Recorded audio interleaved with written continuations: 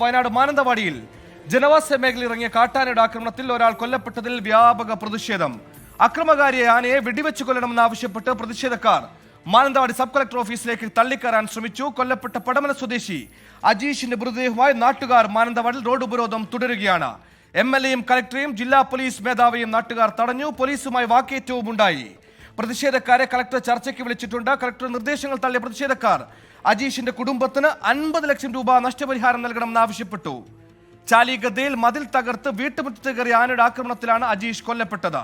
കർണാടക വനം വകുപ്പ് പിടികൂടി റേഡിയോ കോളർ ഘടിപ്പിച്ച ബേലൂർ മഗ്ന എന്ന കാട്ടാനയാണ് പ്രദേശത്ത് ഭീതി വിതയ്ക്കുന്നത്. ആനയെ മയക്കുവെടി വെക്കണമെന്ന് വനം മന്ത്രി കെ ശശീന്ദ്രൻ അറിയിച്ചു. ചാലിഗദ്ദ കോളനിക്ക് 1 കിലോമീറ്റർ അകലെ കുന്നിന് മുകളിലാണ് ആന നിലയുറപ്പിച്ചിട്ടുള്ളത്. ഇപ്പോൾ സജോ ദേവസിയും കിഷോർ തോമസും വയനാട്ടിൽ നിന്ന് ചേർന്നു. ആദ്യം സജോയിലേക്കാണ്. സജോ, പ്രതിഷേധം ഇപ്പോഴും അതേ തുറയിൽ തന്നെ തുടരുകയാണോ? സർക്കാർ നടപടികളുടെ സാങ്കേതികത്വത്തിൽ നിന്നുകൊണ്ട് തന്നെ പരിഹരിക്കാവുന്ന പ്രശ്നങ്ങളാണോ നാട്ടുകാർ ഉയർത്തുന്നത്?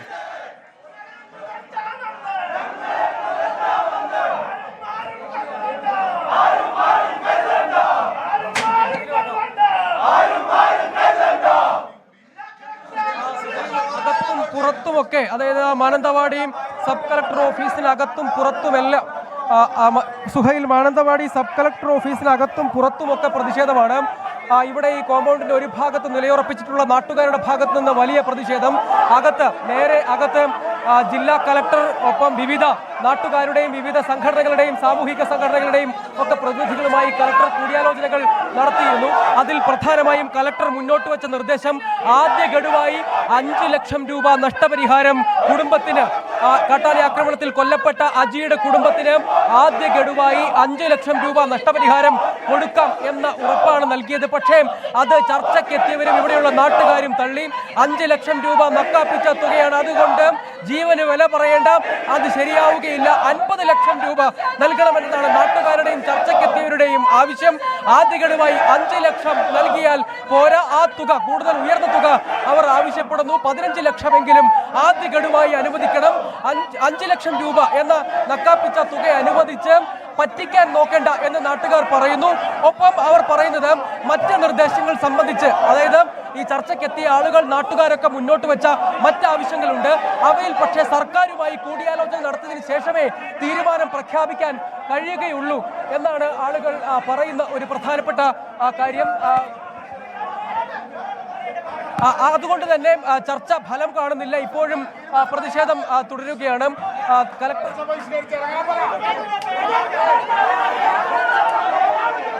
ചർച്ച ബഹിഷ്കരിച്ചിറങ്ങണം എന്ന് ഒരു വിഭാഗം ആളുകൾ ആവശ്യപ്പെടുകയാണ്. അതേസമയം കൂടുതൽ ചർച്ചകൾ നടത്താനുള്ള സാധ്യതയുണ്ട് എന്ന് പറയുന്നവരുമുണ്ട്.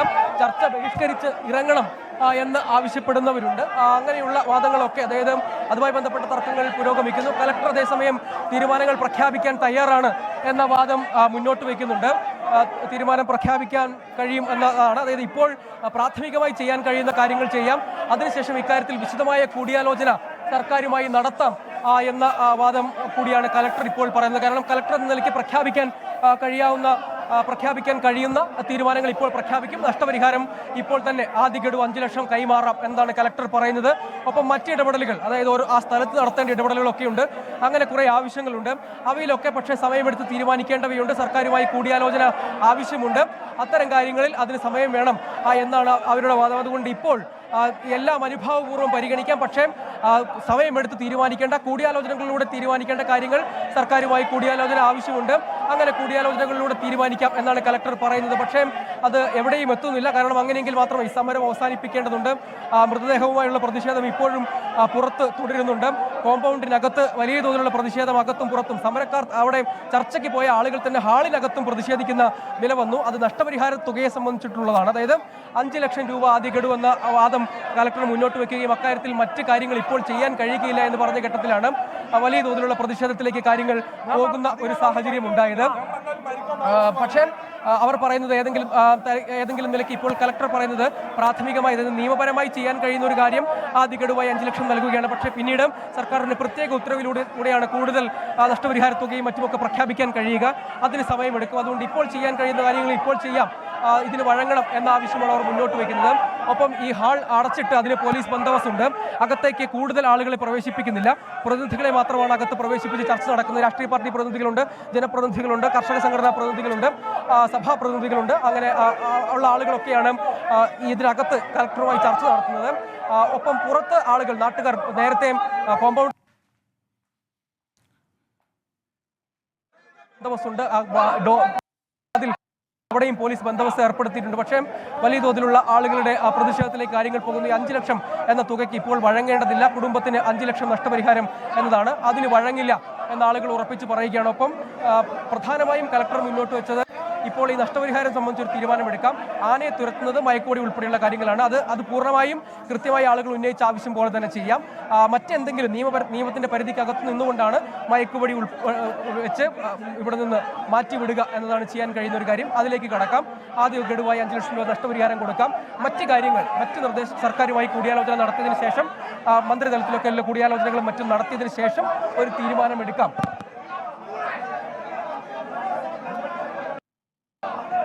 സജു, അങ്ങനെ സംഘർഷ മുഖരിതമാണ് മാനന്തവാടി. സ്വാഭാവികമായ 2 തരം ആവശ്യങ്ങളാണ് ഉയരാൻ സാധ്യത. ഒന്ന്, കൃത്യമായ നഷ്ടപരിഹാരം, അവർ പറയുന്ന നഷ്ടപരിഹാരം നൽകുക എന്ന ആവശ്യം വരും. 2, ഈ ആനയുമായി സംബന്ധിച്ച് അതിനെ തുരത്താൻ, അതിനെ മയക്കുവെടി വെക്കാനടക്കമുള്ള നടപടിയിൽ കടക്കണമെന്ന ആവശ്യം വരും. സ്വാഭാവികമായും എല്ലാ ദിവസവും ഇങ്ങനെ സഹിക്കാവുന്നതിൻ്റെ അപ്പുറം സഹിച്ചു നിൽക്കുന്ന ഒരു ജനത, ഈ കാട്ടുമൃഗങ്ങളുടെ, വന്യമൃഗങ്ങളുടെ ശല്യം കൊണ്ട് പൊറുതുമുട്ടിയൊരു ജനതയ്ക്ക് ഒരുപാട് ആവശ്യങ്ങളുണ്ടാവും. ഈ സർക്കാരിന്റെ സാങ്കേതികത്തിൽ നിന്നുകൊണ്ട് പരമാവധി ചെയ്യാവുന്ന കാര്യങ്ങളെല്ലാം ചെയ്യാമെന്ന് തന്നെയാണോ ജില്ലാ ഭരണകൂടം പറയുന്നത്? സജോ,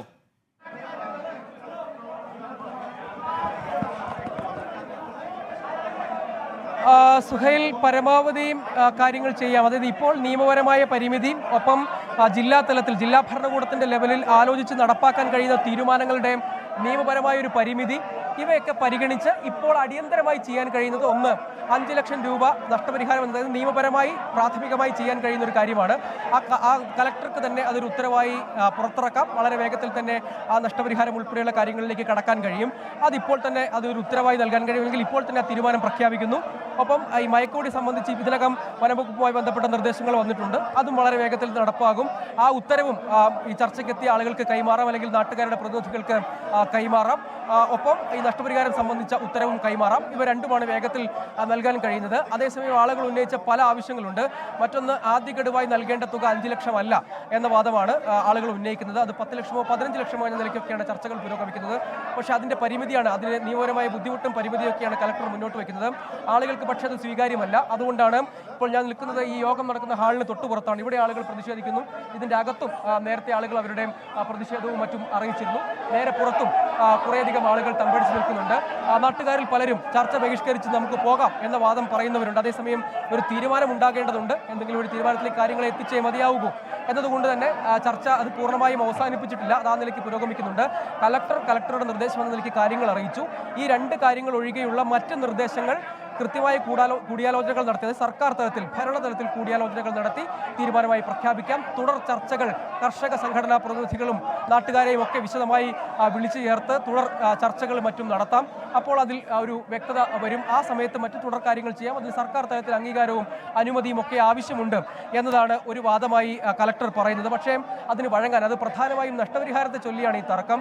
അത് 5 ലക്ഷം എന്ന ഗഡു, അത് ഒരു നിയമപരമായ പരിമിതി ഉണ്ട് എന്ന വാദം ഉന്നയിക്കാനാണ് കലക്ടർ ശ്രമിച്ചത്. പക്ഷേ അതിന് ഈ പ്രതിഷേധം സർക്കാർ തലത്തിൽ ഒരു ഇടപെടൽ ഉണ്ടായാൽ ഇപ്പോൾ ആദ്യ ഗഡുവായി 5 ലക്ഷം അല്ല, അതിൽ കൂടുതൽ തുക പ്രഖ്യാപിക്കാൻ കഴിയും.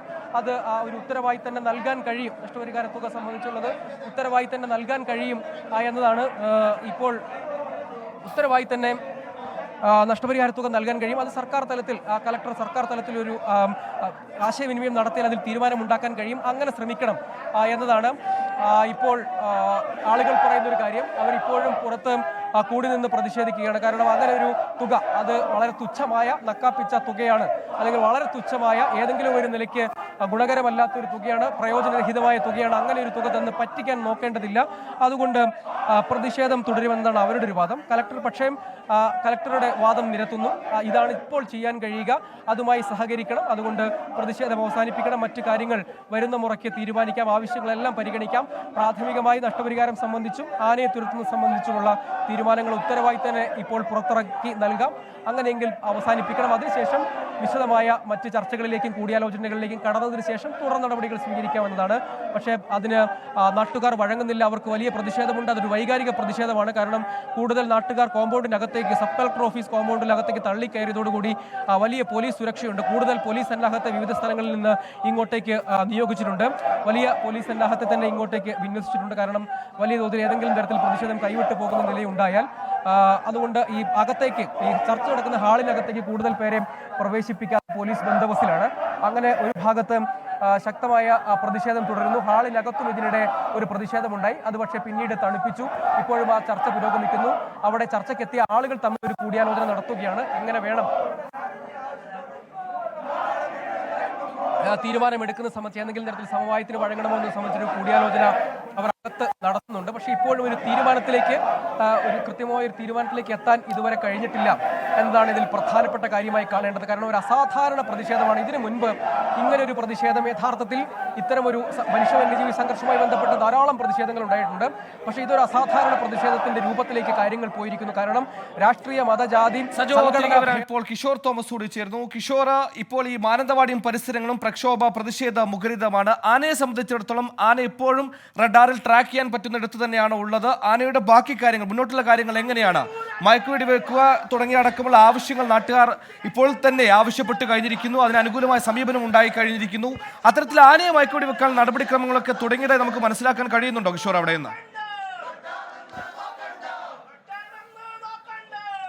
ഓക്കെ, ആനയെ മയക്കുവെടി വെക്കാനുള്ള നടപടിക്രമങ്ങൾ ഏതാണ്ട് തുടങ്ങിയിട്ടുണ്ട്. വനം വകുപ്പിൻ്റെ ഉദ്യോഗസ്ഥർ ഏതാണ്ട് നമ്മൾ നേരത്തെ കണ്ട, നമ്മളിവിടെ ചാലിക്കത്ത കോളനിയിൽ നിന്ന് നോക്കുമ്പോൾ കാണുന്ന ചാലിക്കം കുന്നിൻ മുകളിലുള്ള ആ പ്രദേശത്ത് തന്നെ ആന തുടരുകയാണ്. അവിടേക്ക് വനം വകുപ്പിൻ്റെ ഉദ്യോഗസ്ഥർ പോയിട്ടുണ്ട്. വനം വകുപ്പിൻ്റെ ഉദ്യോഗസ്ഥർ മയക്കുവെടി വെക്കാനുള്ള സാഹചര്യത്തെക്കുറിച്ച് ഇപ്പോൾ ആലോചിച്ചുകൊണ്ടിരിക്കുന്നുണ്ട്.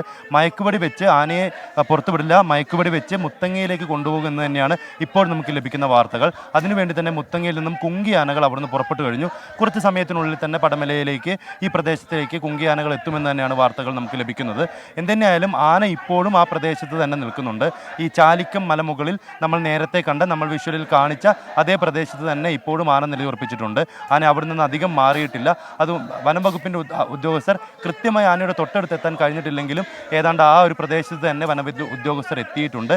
മയക്കുവെടി വെക്കുന്നതിന് തുടങ്ങിയ കാര്യങ്ങളെക്കുറിച്ച് അവരെന്തായാലും ഉടൻ തന്നെ ഒരു തീരുമാനം എത്തുകയും കുങ്കി ആന എത്തുന്നതിന് മുറയ്ക്ക് കൃത്യമായി ആനയെ മുത്തങ്ങയിലേക്ക് മാറ്റുന്നതിനുള്ള ശ്രമങ്ങൾ നടക്കുകയും ചെയ്യുമെന്ന് പ്രതീക്ഷിക്കാം. സുഹേൽ. ശരി കിഷോർ, ഈ മയക്കുവെടി വെച്ച് ആനയെ പിടികൂടാനടക്കമുള്ള നടപടികളിലേക്ക് വനം വകുപ്പ് ഊർജിതമായി കടന്നിട്ടുണ്ട്. അതിനുള്ള നടപടിക്രമങ്ങളൊക്കെ ഇപ്പോൾ പൂർത്തിയാക്കി വരികയാണ്. ഇപ്പോൾ അഭിജിത്ത് മുഴക്കുന്നുകൂടി സബ് കളക്ടർ ഓഫീസിന് മുൻവശത്ത് നിന്ന് ചേർന്നു. അഭിജിത്ത്, സ്വാഭാവികമായ ഒരു വൈകാരിക പ്രകടനം, പ്രക്ഷോഭം, പ്രതിഷേധം ഞങ്ങളുടെ പക്കൽ നിന്നുണ്ടാകും. കാരണം ഒരു ആന വെറുതെ വന്ന ഒരാളെ കൊല്ലുകയല്ല, കൃത്യമായ റഡാർ ഘടിപ്പിച്ചൊരു ആന ഒരു മിസ്മാനേജ്മെന്റ് എന്ന ആക്ഷേപം ഉയരുമ്പോൾ വലിയ സർക്കാർ വിരുദ്ധ പ്രതിഷേധത്തിന് സാധ്യതയുണ്ട്. ഇതെല്ലാം കണക്കിലെടുത്ത് വയനാട്ടിൽ ഈ അടുത്തുണ്ടാകുന്ന രണ്ടാമത്തെ കുരുതി എന്ന് വേണം പറയാൻ. കാരണം ഒരു കടുവയുടെ ആക്രമണത്തിൽ പ്രജീഷ് എന്നൊരാൾ മരിക്കുന്നു, ഇന്ന് ആന ആക്രമണത്തിൽ അജീഷ് എന്നൊരാൾ മരിക്കുന്നു. ഇങ്ങനെ ഭയാശങ്കയോടെ ജീവിക്കേണ്ടി വരുന്ന ഒരു മനുഷ്യന്റെ അല്ലെങ്കിൽ ജനതയുടെ പ്രതിഷേധമല്ലേ അവിടെ കാണാൻ കഴിയുന്നത്? നാട്ടുകാർ ഒരു തരം അനുനയത്തിനില്ല എന്ന ഉറച്ച വാദത്തിൽ തന്നെ നിലനിൽക്കുകയാണ് അഭിജിത്ത് അവിടെ.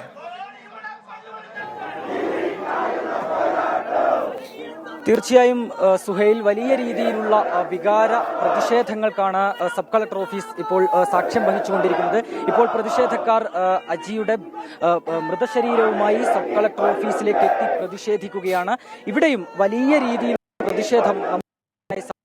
നേരത്തെ കലക്ടറുടെ സാന്നിധ്യത്തിൽ നടന്ന ചർച്ചയിൽ ഈ പ്രതിഷേധക്കാർ മുന്നോട്ട് വെച്ച കാര്യങ്ങൾ, അവരുടെ നിബന്ധനകൾ, അവരുടെ ഡിമാൻഡുകൾ ഒന്നും തന്നെ അംഗീകരിക്കാത്ത സാഹചര്യത്തിലാണ് വലിയ രീതിയിലുള്ള ഒരു പ്രതിഷേധത്തിലേക്ക് കാര്യങ്ങൾ കടക്കുന്നത്.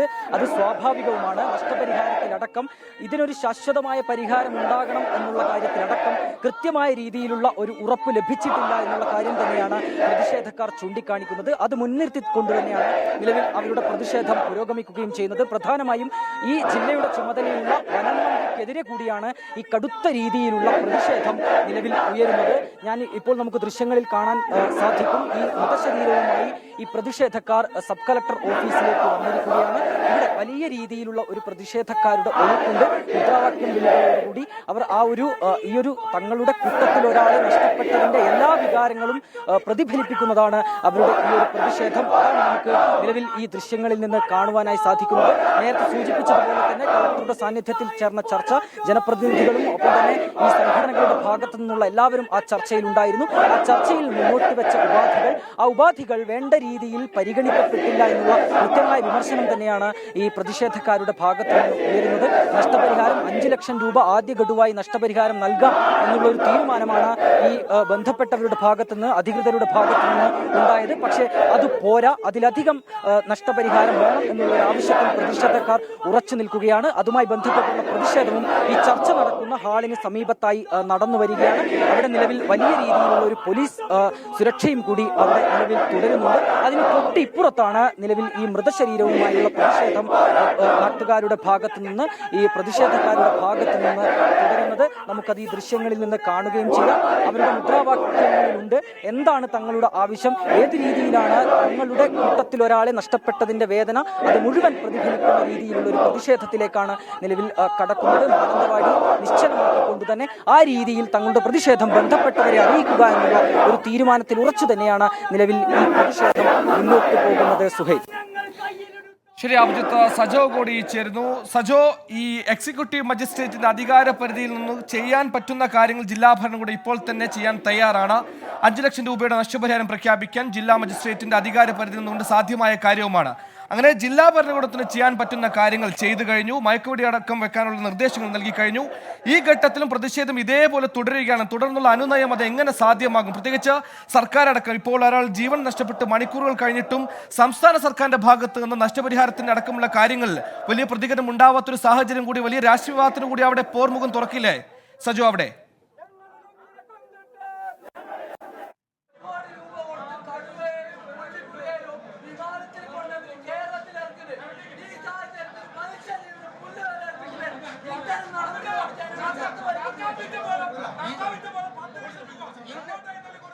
ഇന്നിവിടെ കളക്ടർ ഉണ്ടാക്കിയ നഷ്ടം മാത്രമാണ് 10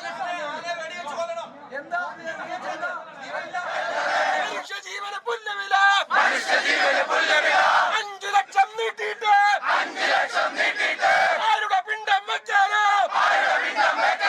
കൊന്നതല്ലേ തിന്നോളൂ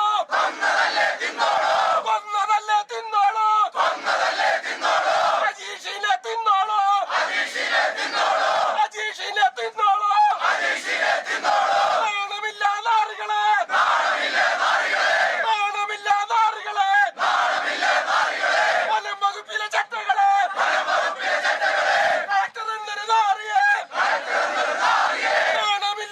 സജോ, പ്രതിഷേധം ഒരു അനുനയമില്ലാതെ അങ്ങനെ തന്നെ മുന്നോട്ട് പോവുകയാണ്. എക്സിക്യൂട്ടീവ് മജിസ്ട്രേറ്റ് അധികാര പരിധിയിൽ നിന്ന് ജില്ലാ കളക്ടർക്ക് എന്താണോ സാധ്യമാകുന്നത് അത് അവിടെ ഉറപ്പ് നൽകി കഴിഞ്ഞു. ഇനി എങ്ങനെ അനുനയം സാധ്യമാക്കാനാണ് ഭരണകൂടത്തിന്റെ നീക്കം?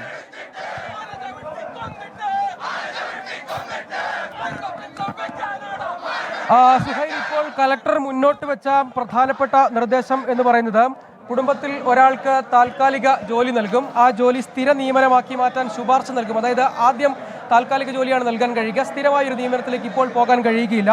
കുടുംബത്തിൽ, അതായത് കാട്ടാന ആക്രമണത്തിൽ കൊല്ലപ്പെട്ട അജിയുടെ കുടുംബത്തിൽ ഒരാൾക്ക് താൽക്കാലിക ജോലി നൽകാം. തിങ്കളാഴ്ച വിശദമായ യോഗം വിളിച്ചിട്ടുണ്ട്. ആ യോഗത്തിൽ സ്ഥിര നിയമനത്തിന് ശുപാർശ നൽകാം. 10 ലക്ഷം രൂപ നഷ്ടപരിഹാരം നൽകാൻ തിങ്കളാഴ്ച യോഗത്തിൽ തീരുമാനമെടുക്കാം. ഇപ്പോൾ അത് ഉറപ്പായി തന്നെ നൽകാം. ഒപ്പം ആനയെ മയക്കുവെടി വെച്ച് പിടികൂടി മുത്തങ്ങ ആനപ്പന്തിയിലേക്ക് മാറ്റാം. ഇത്രയും ഉറപ്പുകളാണ് കളക്ടർ നൽകിയത്. പക്ഷേ ഇപ്പോഴും 50 ലക്ഷം എന്ന നഷ്ടപരിഹാരം അതൊരു ഉറപ്പായി തന്നെ നൽകണം എന്ന ആവശ്യത്തിൽ നാട്ടുകാർ ഉറച്ചു നിൽക്കുകയാണ്. ഒപ്പം ചർച്ചയ്ക്കെത്തിയ ജനപ്രതിനിധികളടക്കം വിവിധ സംഘടനാ പ്രതിനിധികളും ഒക്കെ 50 ലക്ഷം എന്ന നഷ്ടപരിഹാരത്തിൽ ഉറച്ചു നിൽക്കുകയാണ്. അതേസമയം 10 ലക്ഷം രൂപയുടെ നഷ്ടപരിഹാരം പ്രഖ്യാപിക്കാം. അത് ഒരു തിങ്കളാഴ്ച യോഗത്തിൽ തന്നെ അല്ലെങ്കിൽ അതിന് മുന്നോടിയായോ ഒരു ഉറപ്പായി തന്നെ നൽകാം. അതിപ്പോൾ കളക്ടർ നൽകിയ ഒരു യോഗത്തിലെ തീരുമാനമായി തന്നെ എടുത്ത് മിനിറ്റ്സിൽ രേഖപ്പെടുത്താം.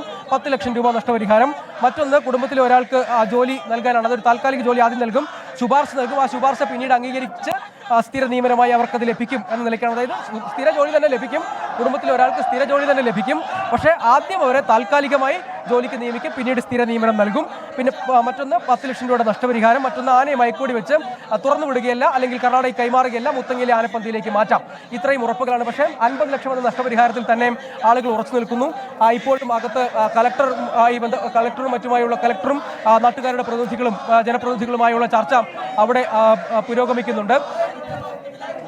അത് അതിൻ്റെ ഹാളിനകത്ത് നടക്കുന്നുണ്ട്. പുറത്ത് വലിയ പോലീസ് സന്നാഹത്തെ എത്തിച്ചു. കാരണം ഇങ്ങോട്ടേക്ക് മൃതദേഹം സബ് കളക്ടർ ഓഫീസ് കോമ്പൗണ്ടിലേക്ക് എത്തിച്ചു.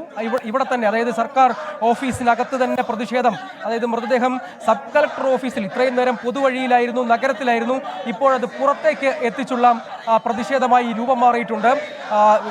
ഇപ്പോൾ സബ് കളക്ടർ ഓഫീസിലേക്ക് എത്തിച്ചുള്ള പ്രതിഷേധമായി അത് രൂപം മാറുന്നു. അതിനിടെയാണ് ചർച്ച ഒരു വശത്ത് പുരോഗമിക്കുന്നത്.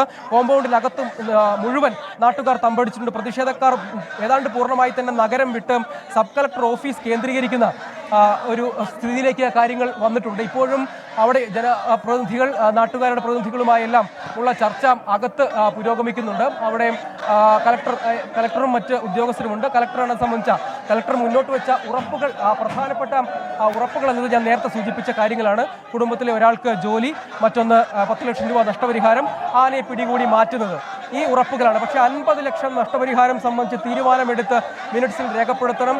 അത് വെറുതെ കേവലമായ വാഗ്ദാനമല്ല, രേഖാമൂലം അതൊരു ഉറപ്പായി നൽകണം. അങ്ങനെയെങ്കിൽ ഈ സമരം പിൻവലിക്കാം എന്നതാണ്. കാരണം അസാധാരണമായ, സമാനതകളില്ലാത്ത അപൂർവമായ ഒരു പ്രതിഷേധത്തിന് മാനന്തവാടിയിലെ സബ് കളക്ടർ ഓഫീസ് സാക്ഷ്യം വഹിക്കുകയാണ്. കളക്ടർക്ക് തന്നെ തീരുമാനമെടുത്ത് പുറത്തേക്ക് ഇറങ്ങാൻ കഴിയാത്ത സാഹചര്യമുണ്ട്. വലിയ പോലീസ് സന്നാഹത്തെ തന്നെ കോമ്പൗണ്ടിനകത്താകെ വിന്യസിച്ചിരിക്കുന്നു. പ്രതിഷേധക്കാർ ഒന്നടങ്കം സബ് കളക്ടർ ഓഫീസിൽ കേന്ദ്രീകരിക്കുന്ന ഒരു സ്ഥിതി വിശേഷം ഇപ്പോഴുണ്ട്. മൃതദേഹവുമായി തന്നെ വന്നവർ പ്രതിഷേധിക്കുന്നു. അതുകൊണ്ട് ഈ ഉറപ്പുകൾ പോരാ. ഇതുപോലെ ഉറപ്പുകൾ തങ്ങൾ പലത് കണ്ടതാണ്. ഒരുപാട് ആളുകളുടെ ജീവൻ നഷ്ടമായതാണ്. ഒരുപാട് രക്തസാക്ഷിത്വം ഇതിനകം തന്നെ ഈ മനുഷ്യ വന്യജീവി സംഘർഷവുമായി ബന്ധപ്പെട്ടുണ്ടായതാണ്. ജീവന്, സ്വത്തിന് ഒന്നും സുരക്ഷ ലഭിക്കാത്ത സാഹചര്യമുണ്ട്. അതുകൊണ്ട് ഈ കാര്യത്തിൽ തങ്ങൾ മുന്നോട്ട് വെച്ച ആവശ്യങ്ങൾ അംഗീകരിക്കണം. അതല്ലെങ്കിൽ ചർച്ച ബഹിഷ്കരിച്ച് പുറത്തിറങ്ങി പോകും. അങ്ങനെയെങ്കിൽ പ്രതിഷേധം അവസാനിക്കില്ല, കാര്യങ്ങൾ കൈവിട്ടു പോകും, കൂടുതൽ കനത്ത പ്രതിഷേധങ്ങളിലേക്ക് പോകും. അത് സർക്കാരിനും ജില്ലാ ഭരണകൂടത്തിനും നേരിടാൻ കഴിയില്ല എന്ന മുന്നറിയിപ്പാണ് ഈ നാട്ടുകാർ നൽകുന്നത്. എത്ര പേരുടെ ജീവൻ നഷ്ടമായി, അന്നെല്ലാം പല വാഗ്ദാനങ്ങളും ഉറപ്പുകളും ഉണ്ടായി. അതുകൊണ്ട് ഇത്തവണ വഴങ്ങില്ല എന്നതാണ്. കാരണം പുറത്ത് തമ്പടിച്ച് നിൽക്കുന്ന ആളുകൾ തന്നെയും ഹാളിനകത്തേക്ക് ആക്രോശങ്ങൾ ചൊരിയുകയാണ്. കാരണം അങ്ങനെ ഏതെങ്കിലും തരത്തിലൊരു ഫോർമുലയ്ക്കോ സമവായത്തിനോ വഴങ്ങിയൊന്നും പിന്മാറുകയില്ല. യുവാക്കളുടെയൊക്കെ വലിയൊരു സംഘം ഇവിടെയുണ്ട്. അവർ ഹാളിനകത്തേക്ക് പ്രതിനിധികളെയാണ് ആദ്യം ചർച്ചയ്ക്ക് വിളിച്ചത്. പിന്നീട് അത് പോലീസ് ബന്ദോബസ്തിലാണ്. അകത്തേക്ക് പ്രവേശനമില്ല. ആദ്യം പ്രവേശിച്ച ആളുകൾക്ക് മാത്രമേ ഉള്ളൂ. പക്ഷേ അകത്തേക്ക് ആക്രോശങ്ങൾ ചൊരിയുകയാണ്. ഇപ്പോൾ പറഞ്ഞ നിർദ്ദേശങ്ങൾ വെച്ചൊരു സമവായത്തിന് വഴങ്ങി പോകേണ്ടതില്ല. ഏതെങ്കിലും തരത്തിൽ സമവായത്തിന് വഴങ്ങി പ്രതിഷേധം അവസാനിപ്പിക്കേണ്ടതില്ല. പ്രതിഷേധം എത്ര വരെയും തുടരാൻ തങ്ങൾ തയ്യാറാണ് എന്ന് പുറത്തു തമ്പടിച്ച നാട്ടുകാർ അകത്തേക്ക് പറയുന്നു. അവർ സംഘർഷമുഖരിതമാണ്, പ്രതിഷേധമുഖരിതമാണ്, പ്രക്ഷോഭമുഖരിതമാണ്. സ്വസ്ഥമായി സ്വൈര്യമായി ജീവിക്കാനുള്ള മനുഷ്യന്റെ അവകാശത്തെ വയനാട്ടിൽ ഹനിക്കുന്ന വന്യമൃഗശല്യത്തിനെതിരെയുള്ള പ്രതിഷേധം അത് അങ്ങനെ ശക്തി പിടിക്കുകയാണ്. ഇന്ന് കാട്ടാന ആക്രമണത്തിൽ കൊല്ലപ്പെട്ട അജീഷിന്റെ മരണത്തിൽ പ്രതിഷേധിച്ചുകൊണ്ട് നഷ്ടപരിഹാരം 50 ലക്ഷം രൂപ വേണമെന്ന് ആവശ്യപ്പെട്ടുകൊണ്ട് സബ് കളക്ടറേറ്റ് ഓഫീസിലെ പ്രതിഷേധം അങ്ങനെ തുടരുകയാണ്. ഓൾ പാർട്ടി മീറ്റിംഗും അങ്ങനെ ജനപ്രതിനിധികളുമായിട്ടുള്ള ചർച്ചകൾ സബ് കളക്ടർ ചേംബറിനുള്ളിൽ നടക്കുമ്പോൾ തന്നെ വലിയ പ്രതിഷേധമായ ജനവിഭാഗം പുറത്ത് അങ്ങനെ തടിച്ചുകൂടിയിരിക്കുന്ന കാഴ്ചകളാണ് വയനാട്ടിൽ നിന്ന് കാണുന്നത്. വയനാട് അങ്ങനെ പ്രക്ഷോഭമുഖരിതമായി തുടരുകയാണ്. 50 ലക്ഷം രൂപ നഷ്ടപരിഹാരം വേണമെന്ന ആവശ്യത്തിൽ ഉറച്ചു തന്നെ സമരക്കാർ അല്ലെങ്കിൽ പ്രതിഷേധക്കാർ നിൽക്കുന്നു. വലിയ ജനവിഭാഗത്തിന്റെ, നേരത്തെ സജോ സൂചിപ്പിച്ചതുപോലെ സമാനതകളില്ലാത്ത രീതിയിൽ, അസാധാരണമായ രീതിയിൽ എല്ലാ ജനവിഭാഗത്തിനും ഐക്യദാർഢ്യം കൊണ്ട് ശക്തിപ്പെട്ട പ്രതിഷേധമാണ്. ജീവിക്കാനുള്ള അവകാശത്തെ ഇടയ്ക്കിടയ്ക്ക് ഇങ്ങനെ ഹരിക്കപ്പെടുന്ന ദയനീയമായ സാഹചര്യത്തിനെതിരെയുള്ള പ്രതിഷേധം കൂടിയാണ് ഇപ്പോൾ വയനാട്ടിൽ സാക്ഷ്യം വഹിച്ചുകൊണ്ടിരിക്കുന്നത്. 10 ലക്ഷം രൂപ നഷ്ടപരിഹാരം നൽകാം, അതിന്റെ ആദ്യ ഗഡുവായി 5 ലക്ഷം രൂപ ഇന്ന് തന്നെ പ്രഖ്യാപിക്കാം നടക്കമുള്ള കളക്ടറുടെ എക്സിക്യൂട്ടീവ് മജിസ്ട്രേറ്റ് പരിധി നിന്നുകൊണ്ടുള്ള എല്ലാവിധ ഉറപ്പുകളും അവിടെ നൽകിയപ്പോൾ തന്നെയാണ് പ്രതിഷേധം അവസാനിപ്പിക്കാതെ ജനങ്ങൾ അങ്ങനെ തന്നെ നിൽക്കുന്നത്. കുടുംബത്തിൽ ഒരാൾക്ക് താൽക്കാലിക ജോലി നൽകാമെന്നും പിന്നീട് അത് സ്ഥിരപ്പെടുത്താമുള്ള ശുപാർശയടക്കം കളക്ടർ നൽകിയിട്ടും പ്രതിഷേധത്തിൽ നിന്ന് ഒരു അണുവും വേണ്ടി പിന്നോട്ടില്ലെന്ന ഉറച്ച നിലപാടിൽ തന്നെയാണ് പ്രതിഷേധക്കാർ മുന്നോട്ടു പോകുന്നത്. ഈ വലിയ ചരിത്രത്തിന് വലിയ പിറകോട്ട് പോയില്ലെങ്കിലും കഴിഞ്ഞ ഒരു മാസത്തിലുണ്ടായ രണ്ടാമത്തെ വന്യമൃഗശല്യത്തിൽ അല്ലെങ്കിൽ വന്യമൃഗാക്രമണത്തിൽ നഷ്ടപ്പെടുന്ന രണ്ടാമത്തെ ജീവനാണ് അജീഷിൻ്റെത്. വാഗേരിയിലെ പ്രജീഷിന്റെ മരണത്തിന് ശേഷം വെറും മാസങ്ങൾക്ക് ശേഷം അല്ലെങ്കിൽ 2 ആഴ്ചകൾക്ക് ഇപ്പുറം അജീഷിന്റെ മരണം കൂടി ഉണ്ടാകുമ്പോൾ ജനവികാരം അല്ലെങ്കിൽ പൊതുവികാരമാണ് ആ പ്രതിഷേധത്തിലുടനീളം കാണുന്നത്. ലോകത്തെവിടെയായാലും ഏത് സമയത്തും 24 വാർത്തകളും ഓഗ്മെന്റഡ് റിയാലിറ്റി പാക്കേജുകളും എക്സ്പ്ലെയിനറുകളും വിശദമായി കാണാൻ ഞങ്ങളുടെ യൂട്യൂബ് ചാനൽ നിങ്ങൾക്ക് സബ്സ്ക്രൈബ് ചെയ്യാം.